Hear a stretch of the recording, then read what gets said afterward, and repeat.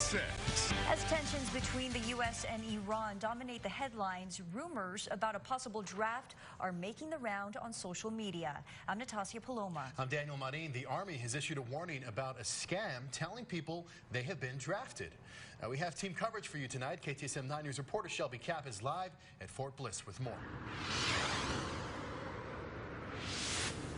I spoke to a U.S. Army recruiter who tells me there is no draft happening. However, due to social media, many people believe there is. And El Paso recruiters tell me their phones have been ringing off the hook with people calling to tell them they are ready to go and asking about the rumored draft.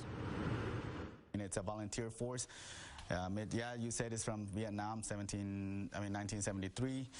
It stayed that way. I don't foresee it changing. I don't know if it's going to change. The U.S. Army took to Twitter saying that they are not contacting anyone regarding the draft. And the Selective Services replied telling people to disregard any text messages from people claiming to be with the Selective Service or the U.S. Army.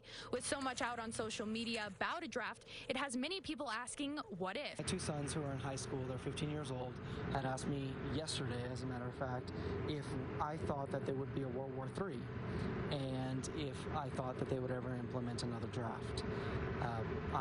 I told them that I didn't believe that there would be a draft. I think there's a lot of people already in the armed forces, enough as it is, but that things happen and we never know. In the event of a national emergency that needed a draft, first Congress and the president would need to pass official legislation to authorize a draft. And Army recruiters tell me everyone would know about it. It'll be in social media, so people will know that there is an actual draft. I mean, it will be something that historical. If there were a draft, the Selective Service system says it would be nearly all men in the country ages 18 to 25 who would be required to register, but women would not have to register.